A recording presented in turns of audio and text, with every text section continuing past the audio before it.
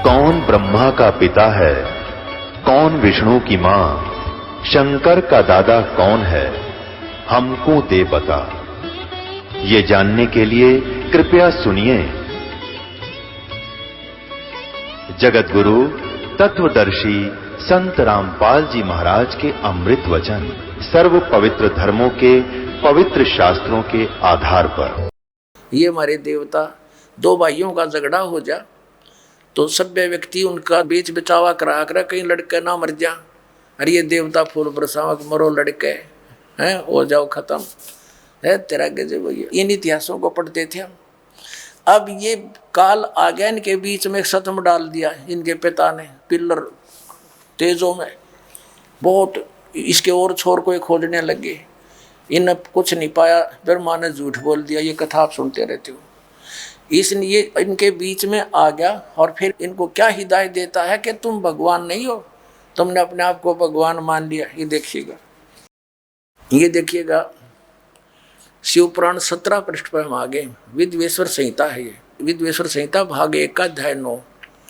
अब यहाँ निंदिकेश्वर फिर बोले कि इस प्रकार जब वो दोनों नरम हो गए, भगवान ने नरम हुए ब्रह्मा विष्णु पर अनुग्रह करके क्या बताया, उन दोनों की अज्ञानता और वैर को दूर करने के अर्थ दोनों से कहा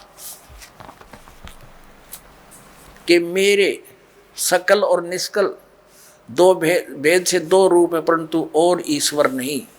इस कारण से दोनों उनके दो रूप नहीं हो सकते। पहला सतम रूप है और पीछे मूर्तिमान रूप धारण किया।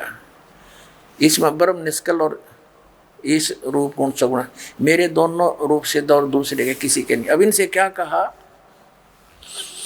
इस कारण से तुम दोनों को अथवा दूसरों को ईश तव की प्राप्ति नहीं हो सकती। तुमने ब्रह्मा और विष्णु ने अज्ञानता से अपने को ईश माना, भगवान मान लिया। ये बड़ा ही अद्भुत हुआ, ये बड़ा गलत हो गया। उसको दूर करने को ही मैं रण स्थान में आया। अब तुम अपना अभिमान त्याग कर मुझ ईश्वर में अपनी बुद्धि लगाओ। मेरे प्रसाद से लोक में सब अर्थ प्रकाश होते हैं। अब ये क्या कहता है कि मैं जगत का वर्धक होने से मैं ब्रह्म हूँ। आप आगे दिखाता हूँ आपको। प्रश्न नंबर 18 पर देखिएगा, पहले ये देखेंगे अध्याय नंबर 10 का। और यहाँ हम आ जाते हैं। हे पुत्रो, ब्रह्मा और विष्णु को कह रहा है इनका पिता ये ब्रह्म काल रूपी ब्रह्म सरपुरुष।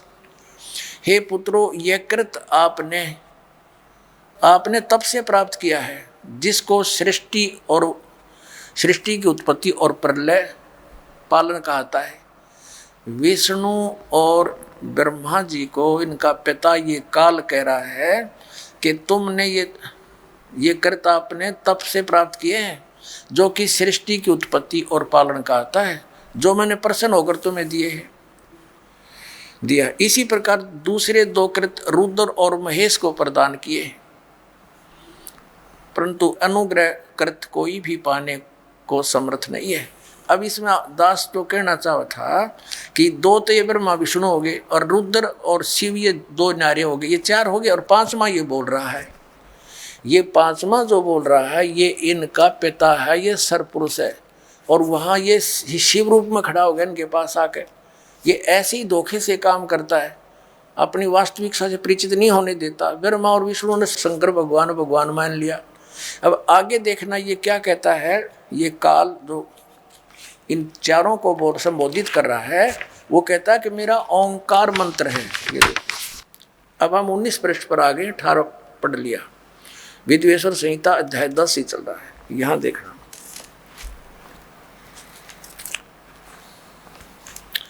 यहाँ इस कारण उस ज्ञान की सिद्धि के निमित्त ओंकार नामक मंत्र जप करो। अभिमान को दूर करने वाला है, सोई निज मंत्र उपदेश करते हैं। यह ओंकार मेरे मुख से उत्पन्न होने से मेरे ही रूप का बोधक है, महामंगल करने वाला है। यह वाचक है, मैं वाच्य हूँ। यह मंत्र मेरा आत्मा है, उसके स्मरण से मेरा स्मरण होता है।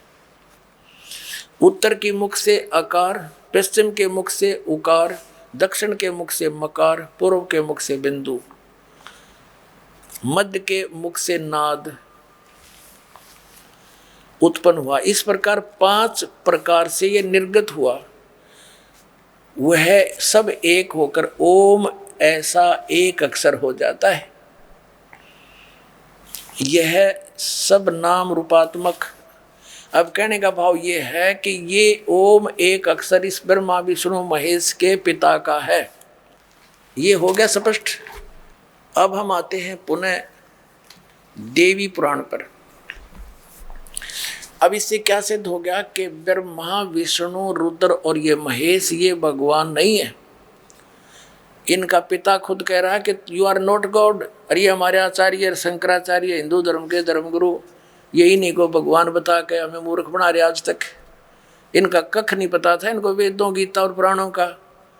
बताओ पुण्यात्माओं, इनने हमारे भोलेपन का नाजायज फायदा उठाया। नकली गुरुओं ने बैठा दिया, पूरा मानव समाज भूत बनवा दिया। फिर उनकी पूजा करवाते हैं, श्राद्ध निकालो, हैं पिंड भरवाओ। अब जो साधना दास बताएगा उसमें ना तो कोई भूत बने, फिर कोई क्रिया की जरूरत नहीं उनकी। अब देखिए श्रीमद् भगवत गीता में हम फिर आते हैं। प्रसंग ये चला था आज के इन हमारे आचार्य और शंकराचार्य धर्मगुरुओं को तो ज्ञान कहाँ होगा, इनके भगवानों को ज्ञान नहीं जिनको ये भगवान बताते हैं। और वो भगवान नहीं, ये सिद्ध हो गया कि ये भगवान नहीं है। और इनको ये भगवान बताते रहे, ईश बताते रहे। अब सतयुग के ब्राह्मणों ने ज्ञान नहीं। बताओ सतयुग से लेकर आज तक ब्राह्मणों ने ज्ञान नहीं वेदों का। अब देखिएगा श्रीमद् देवी भागवत गीता प्रेस ग्रुप से प्रकाशित, केवल हिंदी। इसके संपादक हनुमान प्रसाद पोदार चिमनलाल गोस्वामी। ये गीता प्रेस गोरखपुर से प्रकाशित है। इसके हम 414 पृष्ठ पर आते हैं। ये 414 पृष्ठ है श्री संक्षिप्त देवी भागवत और छठा स्कंद। अब यहाँ से पढ़ेंगे। जन्मेजय ने पूछा, महाभाग किस युग में कैसा धर्म का स्वरूप है, इस संपूर्ण विषय को विशेष रूप से बताने की कृपा कीजिए। व्यास जी बोले, राजन, ये निश्चय कि सतयुग में ब्राह्मण वेद के पूर्ण विद्वान थे। उनके द्वारा निरंतर भगवती जगदम्बा की आराधना होती थी। भगवती का दर्शन करने के लिए उनका मन सदा ललायित रहता था। प्रत्येक गांव में शक्ति यानी दुर्गा का मंदिर का उद्घाटन हो, ये इस विषय की उनके मन में बड़ी उत्सुकता थी। बता, ये सतयुग के ब्राह्मण, ये सतयुग के ब्राह्मण खाक विद्वान थे। कहते हैं व्यास जी का ज्ञान देख लो कि सतयुग के ब्राह्मण वेद के पूर्ण विद्वान थे और दुर्गा की भक्ति करते थे। अरे तेरा फूटे बाग हमारे, इसे आचार्य हमारे। अब दुर्गा तो कहती है कि वेद उस ब्रह्म की पूजा करो, ओम नाम है, नथिंग एल्स, और सब बातें त्याग दो। तो क्या ये सतयुग से लेकर आज तक ये ब्राह्मण लोग वेदों और गीता और पुराणों से परिचित थे? इन्होंने अपना भी नाश कर हमारा ही बैठा दिया। अब अपना भी भक्ति नाश किया, अपना जीवन नष्ट किया, और साथ में यजमानों को भी ले डूबे ये। अब ये तो सतयुग के ब्राह्मणों के विषय में। अब कलयुग के ब्राह्मणों की जानकारी जो वर्तमान के शंकराचार्य और आचार्य तकरीबन ये ब्राह्मण ही है, ब्राह्मण वर्ण के। अब यहाँ देखो वही छठा अध्याय चल रहा है, पृष्ठ 414 पर हम यहाँ पढ़ रहे थे। अभी ये हमने पढ़ लिया, अब यहाँ आ गया। व्यास जी कह रहे हैं कि धर्म की ये स्थिति त्रेता में रही, परंतु कुछ ह्रास हो गया। सतयुग की जो स्थिति थी वो द्वापर में विशेष रूप से कम होगी। राजन, उन प्राचीन युगों में सतयुग त्रेता द्वापर में जो राक्षस समझे जाते थे, वे कलयुग में ब्राह्मण माने जाते हैं। ओए होए, क्योंकि अब के ब्राह्मण प्राय पाखंड करने में तत्पर रहते हैं, दूसरों को ठगना, झूठ बोलना और वैदिक धर्म कर्म से अलग रहना कलयुगी ब्राह्मणों का स्वाभाविक गुण बन गया है। पुण्यात्माओं, अब ये इतिहास है हमारे हिंदू धर्म के धर्म गुरुओं का, इनके द्वारा दिए गए स्पिरिचुअल नॉलेज का। इन आचार्य और शंकराचार्य और हमारे धर्म गुरुओं को कख नहीं पता था हमारे सदग्रंथ क्या बताते हैं। और ये के लोक वेद सुनाया करते थे। ये क्या कहते हैं कि जीव ही ब्रह्म है, अयम आत्मा ब्रह्म, ये आत्मा ही परमात्मा है। और फिर दूसरी तरफ कहते हैं श्री कृष्ण की, श्री विष्णु जी की और श्री शंकर भगवान की पूजा करनी चाहिए। बताओ। और उधर देवी की पूजा करते हैं और इनको भगवान बताते हैं। इनके विषय में लिखा है, स्पष्ट है कि ये भगवान है ही नहीं जिनको ये भगवान बनाकर हमें पूजवाया करते थे। तो पुण्यात्माओं, ये सौभाग्य आपका कि परमात्मा ने आपको शिक्षित किया, इस दास को अध्यात्म ज्ञान युक्त किया। अब देखना पूरे विश्व में यह ज्ञान जाएगा और सब मानव का कल्याण हो जाएगा। बोलो सतगुरुदेव।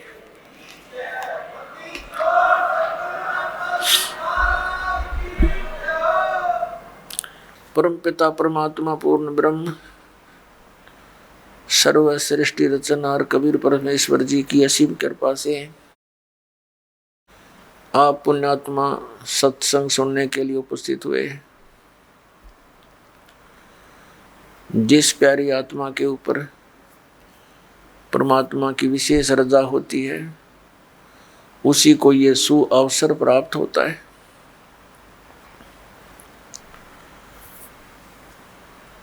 मानव जीवन बहुत ही पुण्यात्माओं को प्राप्त होता है। बहुत ही पुण्यकर्मी प्राणियों को मानव शरीर प्राप्त होता है।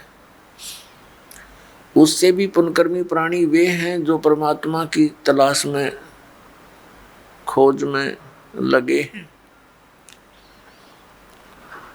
और उनसे भी पुण्यात्मा वो प्राणी हैं जिनको सतगुरु मिल गए। तो पुण्यात्माओं, आप उन तीसरे नंबर के यानी गुड, बेटर, बेस्ट, ये बेस्ट आत्मा हो परमात्मा की, आपको सतगुरु मिल गए। अब आपका ये अंतिम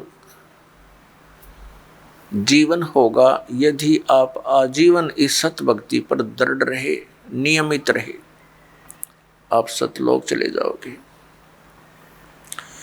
आप आज से नहीं लगे हो, आप आज से नहीं लगे हो भक्ति के लिए, परमात्मा के लिए, आप युगों युगों से लगे हो। आप भक्ति मार्ग पर लगे हो लेकिन बीच में गफलत कर जाते हो। किसी भी कारण से आपका इस भक्ति मार्ग से पैर फिसल जाता है। आप फिर यही काल के गड्ढे में, घेरे में पड़े रह जाते हो और फिर से प्रयत्न करते हो इस घेरे से निकलने का, इस कुएं से निकलने का। तो अब आपका प्रयत्न, अब आपका जो इस काल के घेरे से निकलने का ये लास्ट स्टेप रह रहा है। यदि इससे फिर फिसल गए तो हजारों युगों तक आप इस स्टेप पर नहीं आ पाओगे, इस चरण में नहीं आ पाओगे।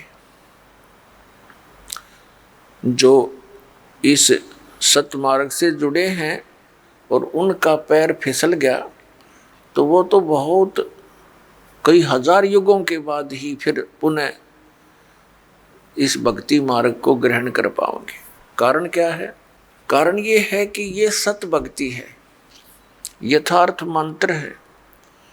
इनके जाप करने से आपकी कमाई ढेर सारी होती है, बहुत ज़्यादा हो जाती है। और इसका हमने संग्रह करके सतलोक जाना था इस भक्ति की कमाई के बल से। और ये अंतिम सांस तक हमने संग्रह करना था इसका। और हम किसी भी कारण से परमात्मा के इस मार्ग से विचलित हो जाते हैं अंतिम सांस तक कभी भी, तो फिर हम यही रह जाएंगे। और यहाँ का विधान है कि जैसे कर्म प्राणी ने किया है वैसे फल उसको मिलेंगे ही मिलेंगे। आपके पुण्यों का, आपकी सतभक्ति का ढेर लग जाएगा। जैसे आपको प्रथम मंत्र दिया जाता है, इसमें हमारे कमल हैं, हमारे शरीर के अंदर ये चक्कर बने हुए हैं। चक्कर जैसे एक मूल चक्र है, फिर स्वादिष्ठान चक्र है जिसको संतों ने स्वाद चक्र बोला है,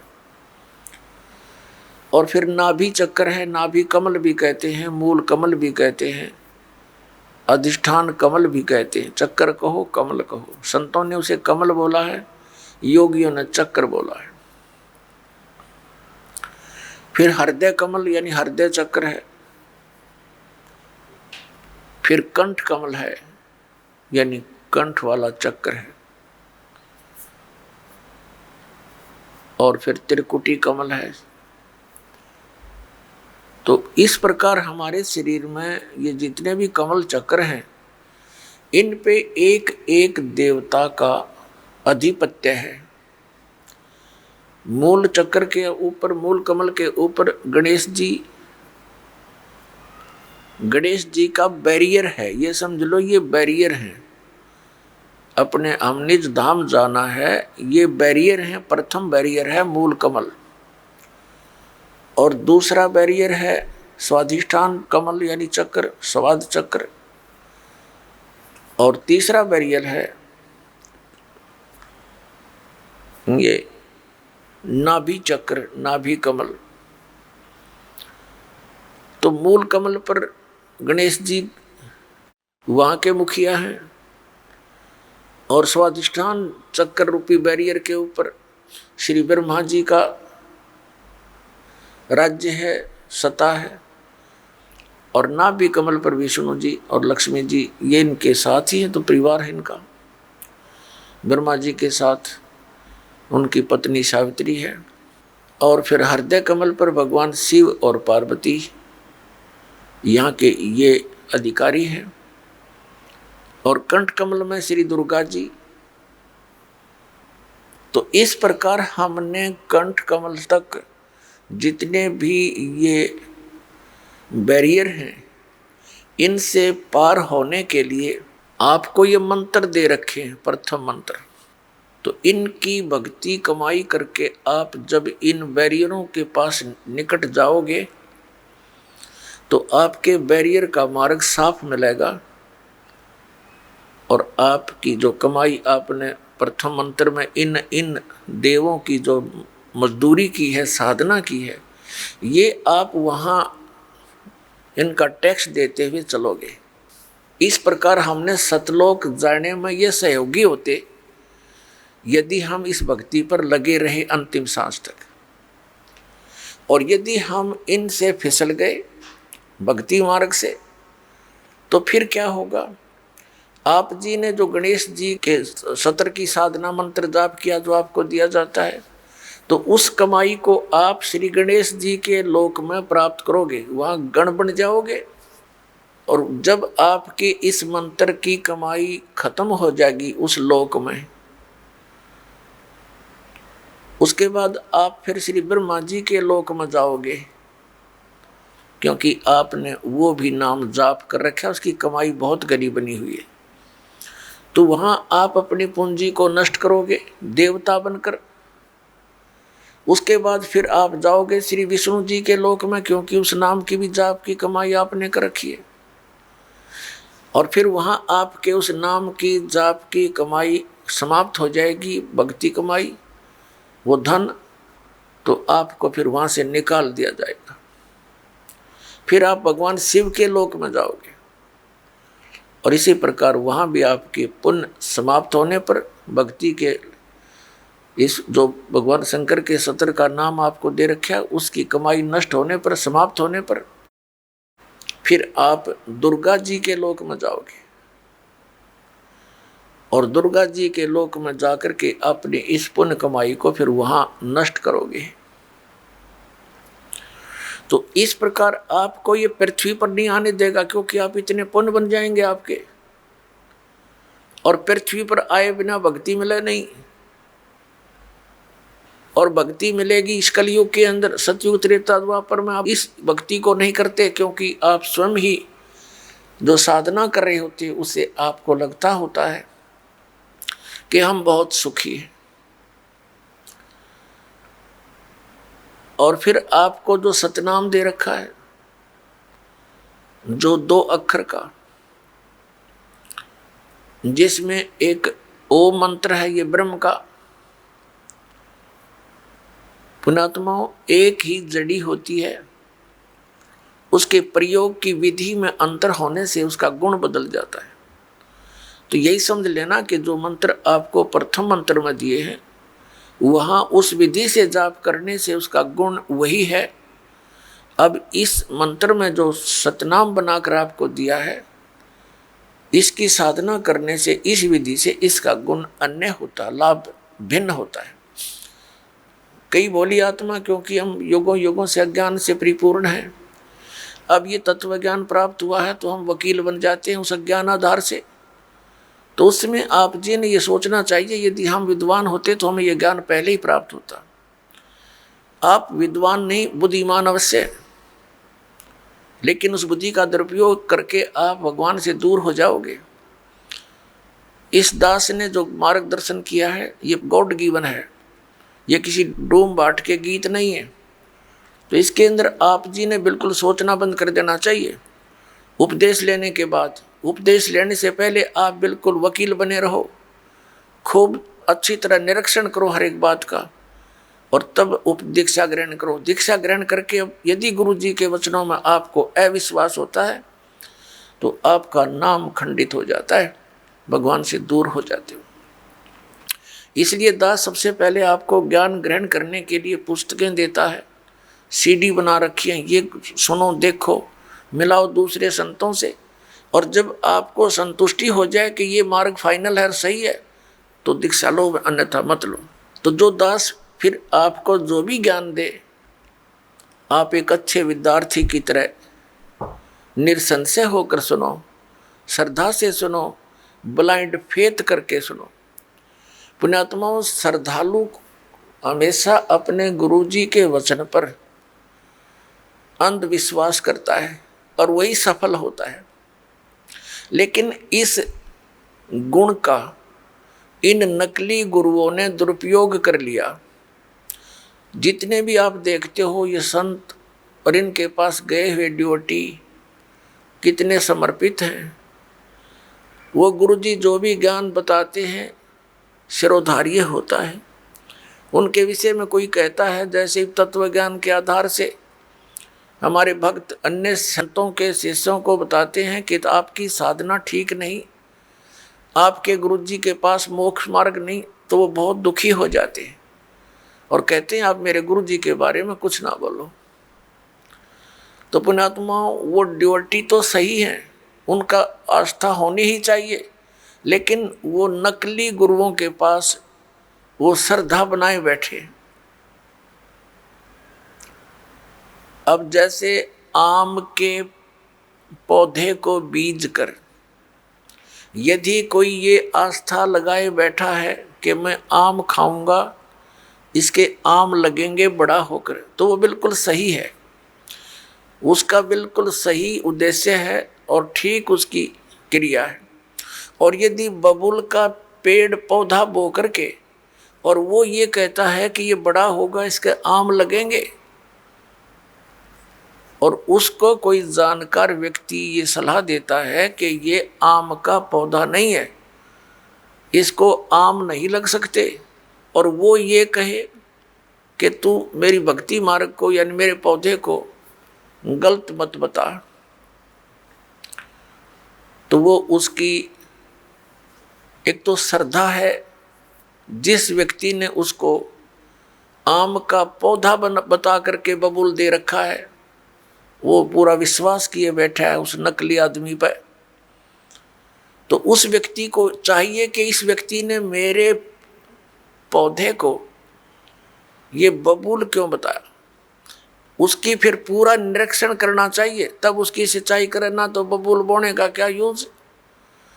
तो जैसे भी किसी को ये शंका उत्पन्न करता है कोई कि भी आपका भक्ति मार्ग ठीक नहीं, तो उससे पूरा पूछे, अच्छी तरह निरीक्षण करे और फिर इन सदग्रंथों से मेल करे, क्योंकि किसी के लोक वेद से यानी कहने सुनने मात्र से अपने पद से डगमग होना ठीक नहीं। अपने आत्मा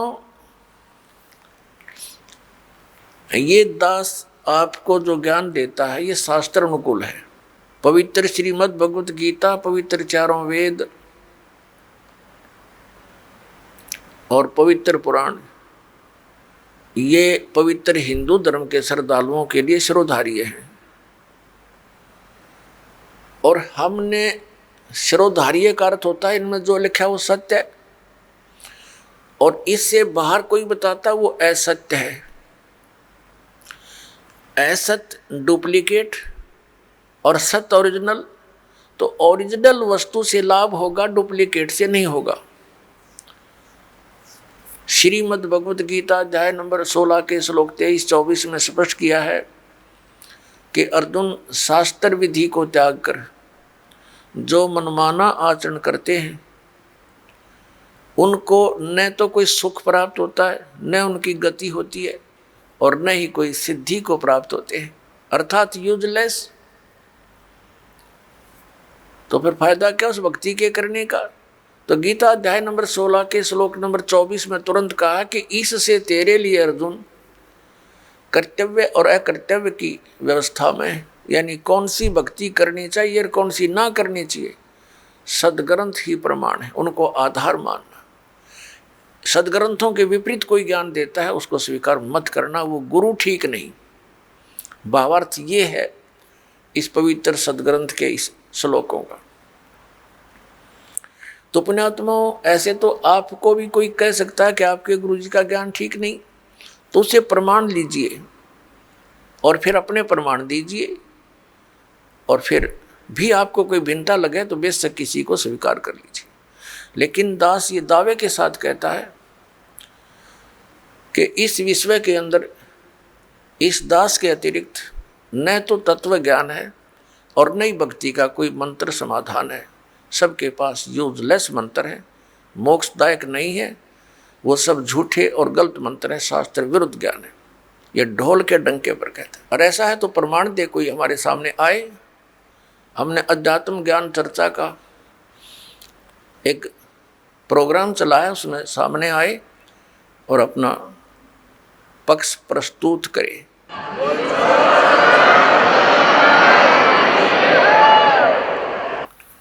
तो दास जो आपको कहना चाह रहा है वो इस विषय में है कि जो भक्ति आप करते हो और जो साधना ये दास बताता है उसके ऊपर आपको अविश्वास नहीं होना चाहिए, विशेषकर उपदेश प्राप्त करने के बाद। अगर फिर भी वो कोई अग्रम अग्रम करता, वो चातुर प्राणी है, उसने 1, 2, 4, 20 हजार 2000 को मूर्ख बना रखा होगा, वो गुरु पद प्राप्त कर चुका है, उन औरों को अभी उलझाना ही चाहता है।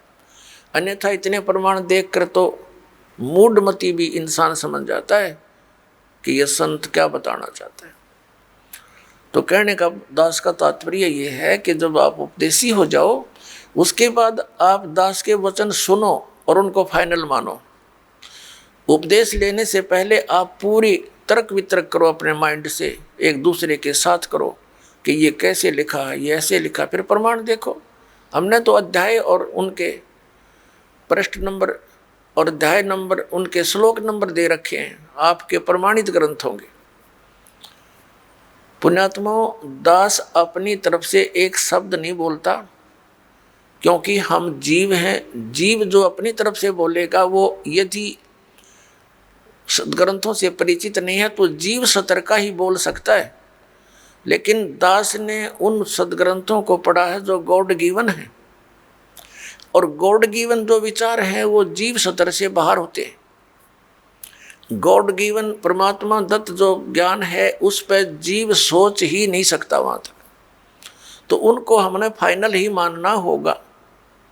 दैट्स ऑल, ये समझ लेना।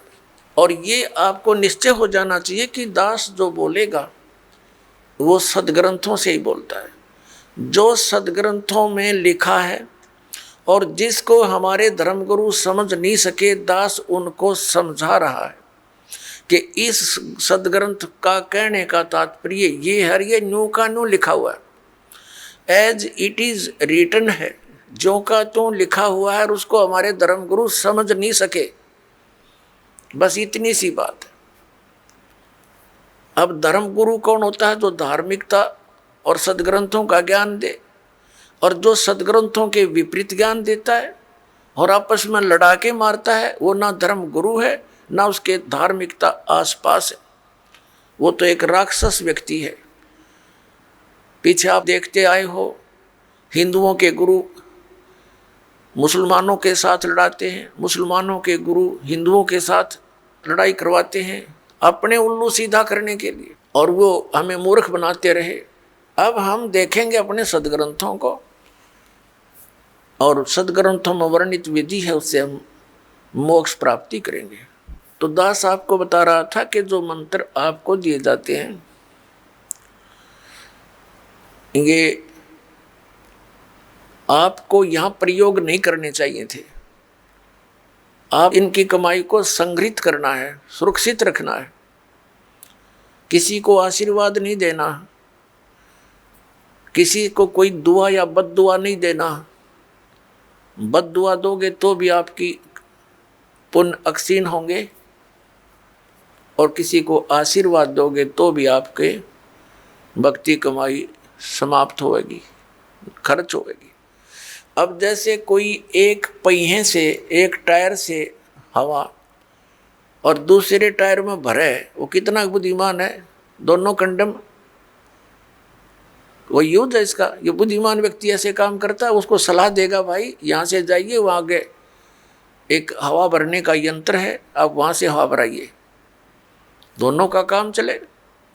तो इस प्रकार हम अगर आशीर्वाद दे देते हैं तो हमारी पूंजी नष्ट हो जाती है, भक्ति। अब ना उसको लाभ, उसको थोड़ा सा लाभ उसको होगा, और आप यहीं रह गए, दोनों चौड़ चपट, क्या फायदा। तो इस प्रकार हमने अपने बच्चों को, भाई बहन, माता पिता, सबको, संबंधित जितने मित्र हैं या वैसे भी कोई, एक सद्भावना पूर्वक सबसे प्रार्थना करनी चाहिए कि आप भी दीक्षा लो और अपनी हवा आप भरो। जैसे एक पंप दे दिया जाता है साइकिल में हवा भरने का, तो सब ले लो पंप और अपनी भरो हवा, जब जरूरत पड़े फुल करो और चलो गाड़ी पर, सवारी पर। तो कहने का भाव ये है कि इसी प्रकार ये गुरुदेव जी से दीक्षा लेकर के आप स्वयं अपने भक्ति मंत्र के जाप साधना के द्वारा अपने टायर में हवा स्वयं भरो और फिर चलो। तो इस प्रकार आप जी ने अब ना किसी को आशीर्वाद देना है, ना किसी को बद्दुआ देनी है, दोनों में हमें हानि है। पहले क्या था, इस काल का जाल है। आप देखते हो बुजुर्ग बड़े छोटों को आशीर्वाद देते हैं और बड़े उनके चरण छूते हैं, क्योंकि पहले जो एक आपने देखा होगा एक पाग सिस्टम है। पाग जैसे पिता की मृत्यु के उपरांत बड़े पुत्र को एक पाग बांधी जाती थी, पगड़ी, और फिर वो पिता वाले कर्म वो करता था। आप पिछला इतिहास देखिएगा तो उसमें क्या होता है कि वो आशीर्वाद देने वाला अपनी पूंजी नष्ट करता है और उनको आशीर्वाद देता। जैसे आपने देखा होगा एक पुत्र वधू अपनी सास के पैर दबाती है, या किसी और बड़ी बूढ़ी के उसके पास बैठी है उसके पैर छूती है, वो उसको दुआ देती है, पुत्रवती हो, तेरे बेटे हो, पुतों फड़िए दूध दो, नहाइए, इस तरह के देते हैं। तो वो बुढ़िया के पास 2 चवन्नी थी, वह तो पुत्र वधू को दे दी। आप खाली होगी, आगे चारदर है ही नहीं। तो इस प्रकार हमने अपनी इस भक्ति को बर्बाद नहीं करना है, ना किसी पुत्र वधू को आशीर्वाद देना है। पुत्र वधू को भी परमात्मा से जोड़ दे, बेटी अपनी कमाई कर, और तेरा भी कल्याण हमारा भी कल्याण होगा। अपने आत्माओं, परमात्मा कहते हैं मेर तेर की जेवड़ी, यू बड़ बंदा संसार, एक कबीरा ना बंदा जो है नाम आधार।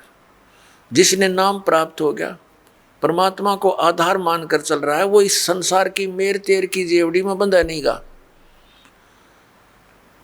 अब हमने देखी है बुढ़िया किस प्रकार आशीर्वाद देती है। जब पुत्र वधू का उसकी अच्छा मेल सा है तब तो आशीर्वाद दे रही है, तेरे भाई जियो, तेरे भतीजे जियो, और तू बूढ़ सुहागण हो। बूढ़ सुहागण माने मरा इतना तेरा पति नहीं मरा, वृद्धावस्था तक सुहागण बनी रहे।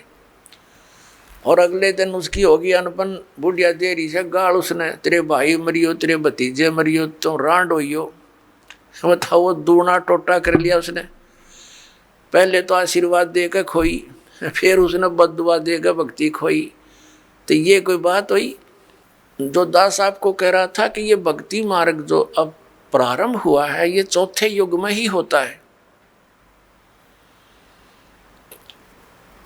और ये समय है उसका। श्रीमद् भगवत गीता अध्याय नंबर 4 के श्लोक नंबर 7 में कहा है, यदा यदा ही धर्मस्य ग्लानि भवति भारत। जब जब धर्म के अंदर नफरत पैदा हो जाती है, अधर्म बढ़ जाता है, धर्म का नाश हो जाता है, तो काल भगवान कहता है तब मैं अपने अंश अवतार सृजन करता हूँ, भेजता हूँ। अपने आत्माओं, आप जी को दास बार बार बताता है, हम काल के लोक में रह रहे हैं, सरपुरुष के लोक में। और गीता जी का ज्ञान ये काल भगवान यानी ब्रह्म श्री कृष्ण जी में प्रवेश करके बोल रहा है। ये कहता है कि जब अधर्म बढ़ जाता है और धर्म की हानि होने लगती है, तो मैं अपने अंश अवतार भेजता हूँ, जैसे श्री राम श्री कृष्ण रूप में, श्री परशुराम रूप में, और वो अधर्म का नाश करते हैं। और दूसरे परमात्मा कौन है? जो हमारे लिंक में है, जिनसे हम संबंधित हैं। यहाँ तो हम इसलिए से संबंधित हैं क्योंकि हम इस काल के ब्रह्म के लोक में रह रहे हैं, और हमारा मूल मालिक परम अक्षर ब्रह्म है, वह हमने जाना, उसके लिए हम प्रयत्न करें। तो ये काल के जो अवतार होते हैं, ब्रह्म के अवतार कैसे धर्म की, कैसे अधर्म का नाश करते हैं। जैसे महाभारत करवाया किसने? श्री कृष्ण जी में प्रवेश करके इस काल भगवान ने। श्री कृष्ण युद्ध नहीं करवाना चाह रहे थे, वो तो 3 बार शांति दूत बनकर गए थे, और उन्होंने यहाँ तक प्रतिज्ञा कर ली थी कि मैं युद्ध भी नहीं करूँगा, हथियार नहीं उठाऊंगा। तो ये काल है, ये कराता है। तो उस समय कहते हैं अधर्म बढ़ गया था, और उस अधर्म का नाश उसने कैसे करवाया? महाभारत का युद्ध करवा के। उसमें धर्मी भी मर गए, अधर्मी भी मर गए। और फिर एक और समस्या पैदा होगी रोजी और रोटी की, बहनें विधवा होगी, बच्चे अनाथ हो गए। वो अधर्म कहाँ बढ़ा? वो तो अशांति और फैलगी, और उन बहन बेटी जो विधवा होगी थी उनके साथ अन्य लोगों ने बदतमीजियाँ की, उनकी इज्जत के दुश्मन बन गए। ये खाक अधर्म का नाश किया उन्होंने।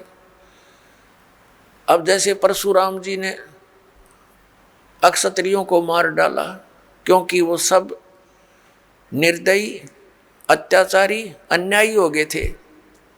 और यही स्थिति पुण्यात्माओं अधिकतर अब हो चुकी है। राजनेता अपने स्वार्थवशी कार्य करते हैं, अधिकतर ये अधिकारी गण भी अपने स्वार्थवश कार्य करते हैं, वो न्याय और धर्म को नहीं देखते। लेकिन परशुराम ने उनका कैसे, जो अधर्म फैला रहे थे उसका नाश कैसे किया?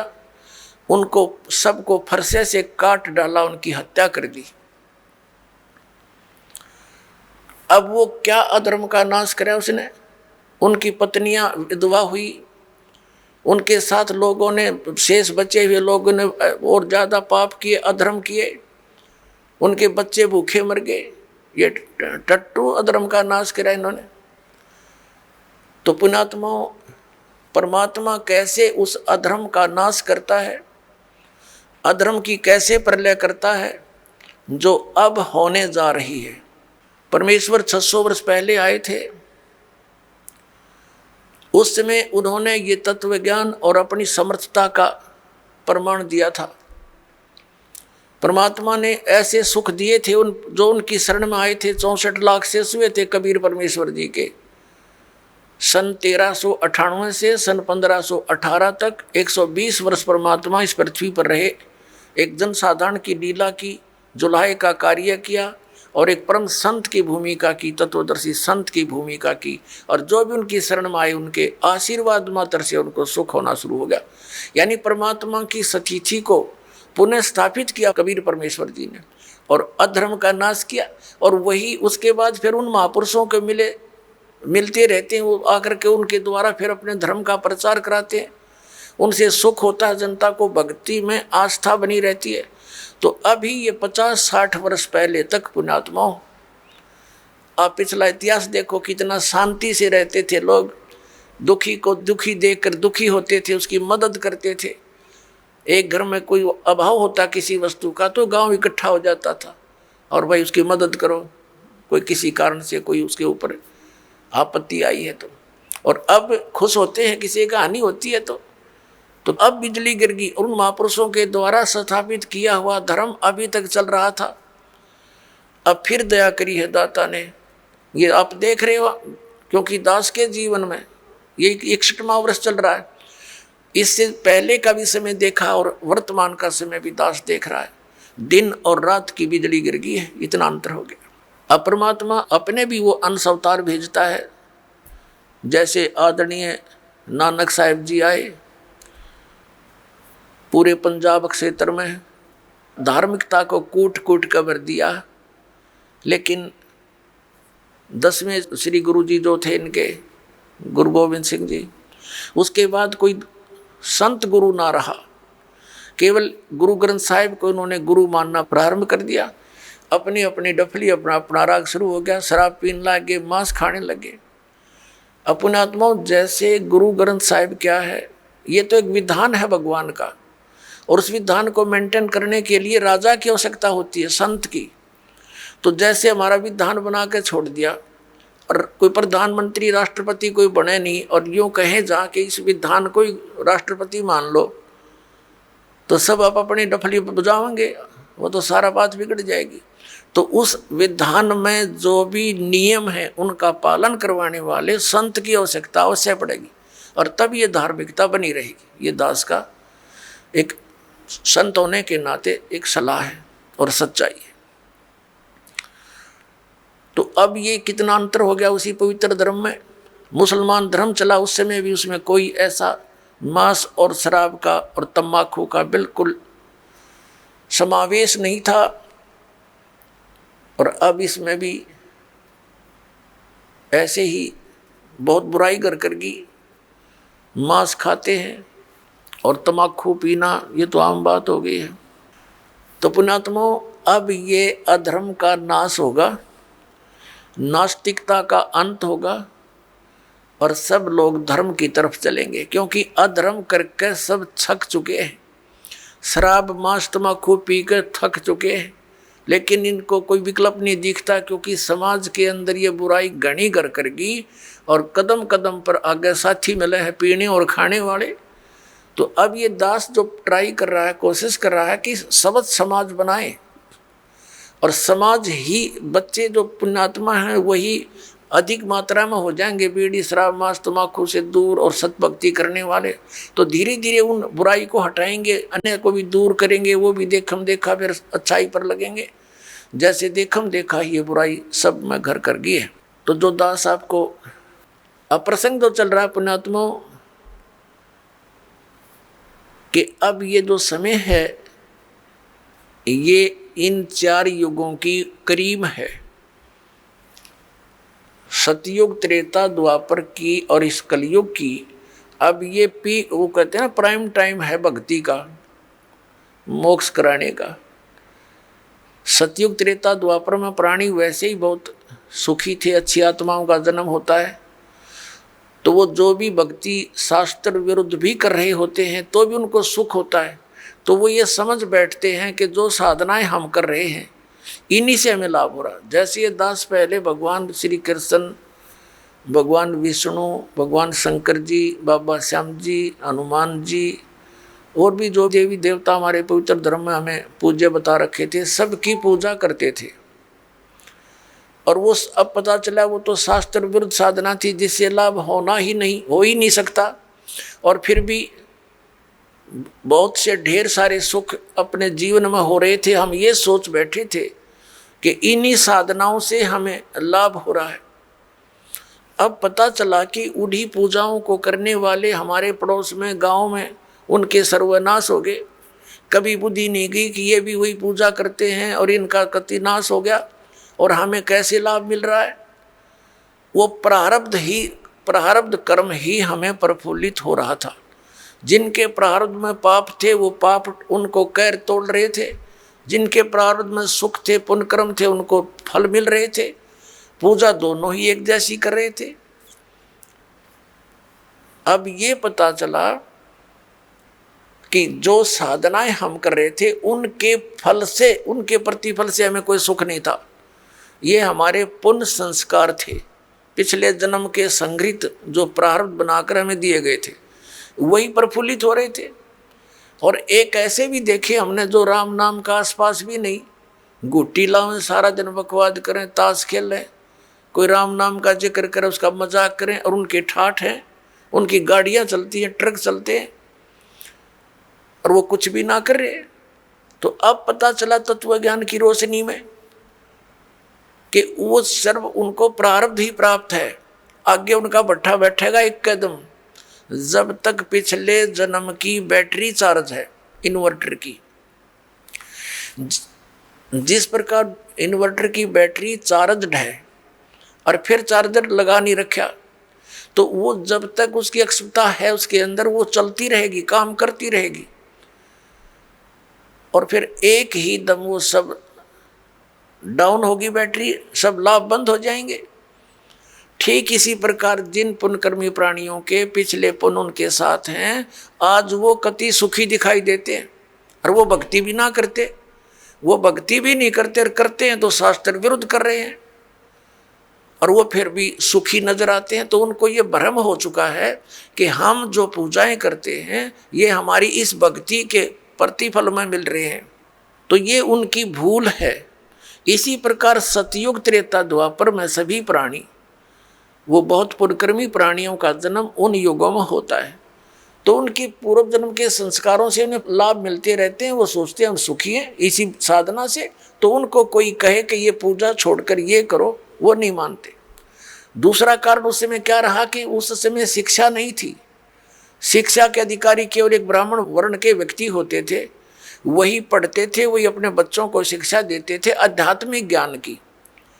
अध्यात्म संस्कृत के पढ़ने का किसी को अलाउड नहीं करते थे। वैसे पाठशालाओं में पढ़ा जरूर जाता था, लेकिन अध्यात्म मार्ग का ज्ञान उनको नहीं दिया जाता था, ना उनको अधिकार होता था सदग्रंथों को पढ़ने का। जैसा भी वो बताते थे उसी आधार से वो केवल क्रिया ही करते थे। गुरुजी ने जो मार्गदर्शन किया उसी तरह वो क्रियाएं करते रहे। और दूसरा ये था कि उस समय एक वेदों को ही आधार मानकर ज्ञान दिया जाता था, अन्य कोई शास्त्र या कोई विचार कोई व्यक्त नहीं करता था। कोई शास्त्र सदग्रंथ अन्य नहीं था वेदों के अतिरिक्त, तो उनको कोई शंका संशय नहीं था। और उनको जो मार्ग बताया जाता था वेदों अनुसार ओम नाम का जाप ही ऋषि लोग दिया करते थे, और कोई अन्य मंत्र नहीं देते थे। जैसे ये ओम नमः भागवते और ओम नमः शिवाय आदि ये मंत्र नहीं जाप करते थे, वो तो बाद में करने लगे हैं लोग। तो केवल ओम नाम का जाप और 500 यज्ञ ये ऋषि जन करते और करवाते थे।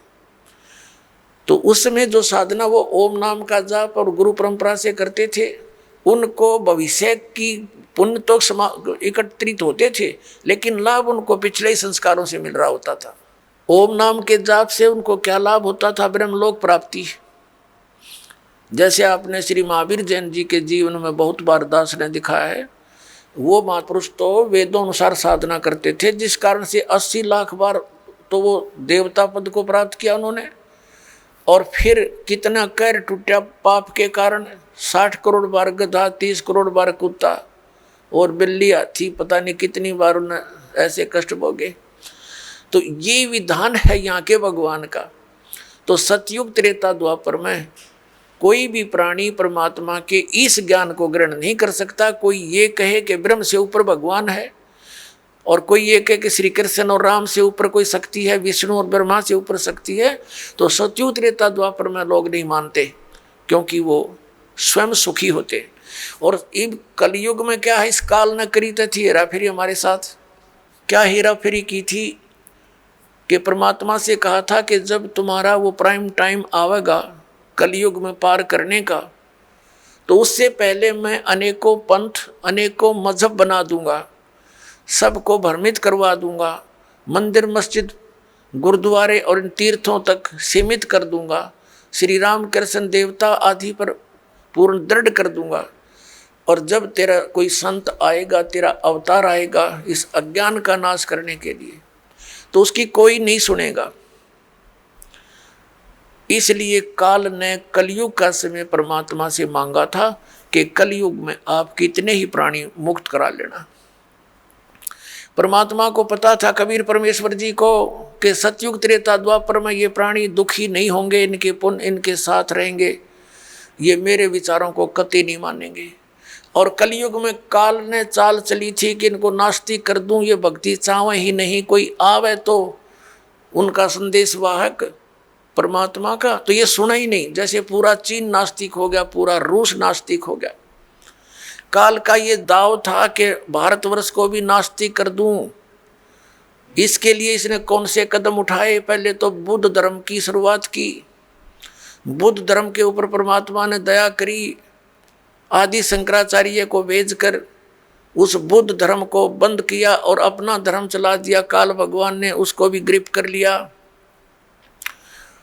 उसने श्री कृष्ण, श्री राम, श्री शंकर जी को सुप्रीम पावर बताकर हमारे ऊपर ये पूरी साधनाएं थोप दी, और फिर साथ में मंदिर, ये तीर्थों और ये धामों की पूजाओं पर लगा दिए, बंदरों की पूजाओं पर। अब परमात्मा बड़े दयालु हैं, ये भी उनका एहसान है श्री आदि शंकराचार्य जी का कि उसने हमें नास्तिक होने से बचा दिया। यदि बौद्ध धर्म भारतवर्ष में फैल जाता तो चीन जैसी दशा आज हमारी होती, हम राम नाम बोल भी नहीं सकते थे। लेकिन बात वही की वही रही, आसमान से गिरे, खजूर पर अटक गए। लेकिन इतना अवश्य रहा कि हम धार्मिकता की तरफ अग्रसर रहे। अब काल ने फिर दूसरा दाव खेला नास्तिक बनाने का। ये जितना राधा स्वामी पंथ, जय गुरुदेव पंथ, विनोद वाला राधा स्वामी पंथ, ताराचंद वाला, और ये सच्चा सौदा सिरसा और जगमाल वाली वाला, और ये अड़क यहाँ पर निकट सी है हिसार के पास है गंगुआ, और ये ठाकुर जी, ये कृपाल सिंह जी, ये सारे एक ही कुएं का जल है। श्री शिवदयाल जी के विचारों से प्रभावित हैं, उसी के आधार से प्रचार करें। अब ये क्या करते हैं, जैसे अपने हिंदू धर्म के सबके घरों में एक जोत जला करती देसी घी की, ये तो आम देखा होगा आपने। तो इन्होंने राधा स्वामी, धन धन सतगुरु वाला ने, जय गुरुदेव वालों ने, ये ताराचंद वाला ने वह भी बंद करवा दी। इन्हों का ये जोत नहीं जलानी, हमने तो अंदर जोत जलाएंगे। बताओ, वो थोड़ा बहुत हवन यज्ञ का लाभ था, होना था, पुण्य बनना था, वो भी बंद करवा दिया। और इनका ज्ञान आपके पास है, वो कैसे वचन सुनाते हो, सतनाम, वही सतनाम है, वही सतपुरुष, वही सार शब्द, वही सार नाम, वही सचखंड, वही सतलोक, वही राधा स्वामी। ये इनकी अकल देखो। इन ज्ञान तो सब सदग्रंथों से अलग कर दिया। इनकी एक और थ्योरी है। इनके महापुरुष कहते रहे हैं कि हमने वेदों और गीता को पढ़ने की आवश्यकता नहीं, हमारा ज्ञान तो इनसे आगे का है। जो थोड़ा बहुत गीता जी को नित्य पाठ करके ज्ञान यज्ञ का लाभ मिलना था वो बंद करवा दिया, इन ग्रंथों से नफरत करवा दी। तो ये पक्के काल के दूत थे। अब कुछ वर्षों के अंदर आप देख लेना, अगर ये नहीं इस मार्ग पर लगे तो सब नास्तिक हो जाएंगे, चीन जैसी स्थिति हो जाएगी इन लोगों की। लेकिन अब परमात्मा दया करेंगे, सबको ये ज्ञान स्वीकार करना पड़ेगा, नहीं तो इस मनुष्य जीवन को नाश करके वो बहुत कष्ट उठाएंगे जो इस ज्ञान को स्वीकार नहीं करेंगे। दास कोई उनकी बुराई में नहीं बोल रहा, इस दास को ये पता चल गया कि ये सभी हम एक पिता की संतान हैं, और यहाँ का जो काल भगवान है वो नहीं चाहता कि इनको यथार्थ ज्ञान हो। सदग्रंथ हमारे पास है और गुरु हमने बना रखे, हमारे हिंदू धर्म के गुरु हमें नहीं बता पाए सदग्रंथों में क्या प्रमाण है, इसके विरुद्ध लोक वेद सुनाकर हमारा बट्ठा बैठा दिया इन्होंने। तो दास का उद्देश्य सभी पुण्यकर्मी प्राणियों से है, यही है कि आप जी सच्चाई को ग्रहण करें, पूरा अच्छी तरह जांच करें जो दास शब्द बोलता है, और फिर इस तत्व ज्ञान को ग्रहण करें और अपना कल्याण करवाएं।